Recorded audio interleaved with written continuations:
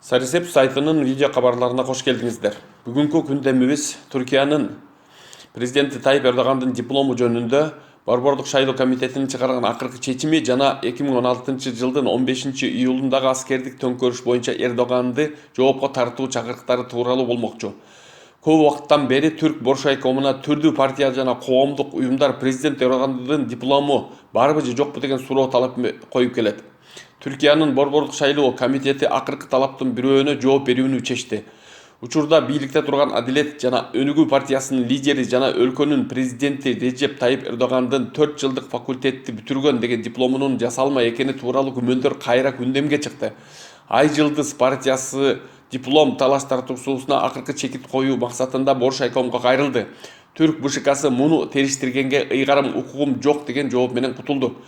БШК президент Эрдогандын университетти бүтүрүүдү деген дипломунун жасалма экени тууралуу териштирүү боюнча Ай жылдыз партиясынын талабын четке какты. Түркиянын нотариат биримдиги Эрдогандын университет дипломунун түп нускасын көрбөй туруп, көчүрмөсүнүн негизинде аны тастыктаган Стамбулдун 15 нотариалдык конторасынын жетекчиси Нежда Акгүндүн үстүнөн териштирүү жүргүзбөстөн эскертүү жазасы менен чектелген. Мындай жазаны жетиштүү көрбөгөн Ай жылдыз партиясынын лидери Седат Гүлхан БШКга арыз менен кайрылып, документтерди жасалмалоо кылмышы кылынган деген. Седат Гүлхан 2019 жылдын 18 июнундагы арызында 2014 жылдын 27 июн күнү Эрдоганга тиешелүү диплом алынган деген 1113 номурлуу нотариалдык тастыктама берилүүсү менен жасалма документтерди колдонуу кылмышы аткарылганын билдирип, тиешелүү чаралар көрүлүүсү керек деген арыз берген. Жумурият газетасынын кабарына караганда 20 июнда топтолгон Борбордук шайлоо комитетинин мүчөлөрү дипломдун жасалмалуулугу тууралуу териштирүүгө комитет милдеттүү эмес деп бул талапты четке каккан. Мунусу менен шайлоого катышчу бардык талапкерлердин тиешелүү талаптарына жооп берерин териштирүүгө милдеттүү БШК Эрдоганга келгенде анын дипломунун жасалма же жасалма эместигин териштирүүгө укугубуз жок деди. Эскерте кетсек, Тайып Эрдогандын дипломунун жасалма экени тууралуу талаш тартыш жылдап созулганы менен документтин түп нускасы ушул күнгө чейин түрк коомчулугуна көрсөтүлбөй келет.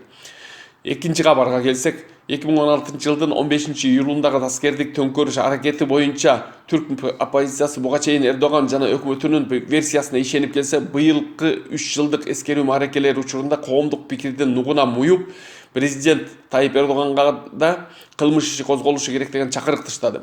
Быйыл Стамбул баш болгон 5 ири шаардын 4-өндөгү жергиликтүү шайлоолордо жеңип чыккан Түркиянын эң күчтүү оппозициялык партиясынын лидери Кемал Кылычдароглу былтыркы 2 жылдык юбилей учурунда бул окуяларды бийлик өзү уюштурган контролдуу төңкөрүш десе, быйыл 286 киши курбан болуп, миңдеген түрк жаракат алган окуялар боюнча учурдагы президент Режеп Тайып Эрдогандын үстүнөн да тергөө жүрүшү керек деди.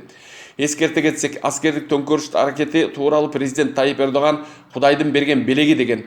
Ал кездеги премьер-министр Бинали Йылдырым болсо, биздин эң жаман долбоорубуз деп түз эфирде каткырган. 2016 жылдын 15 июлундагы окуялардан кийин түнү бою президент Эрдоган менен министрлерин коруп жүргөн офицерлерге феточу деп айып тагылып, капаска салынган. Бирок аскер окуу жайынын курсанттарына Стамбулдун көпүрөлөрүнүн бирин жап деп буйрук берип, ажалданган элдин колуна салып берген аскер башчыларга жогорку кызматтар берилген.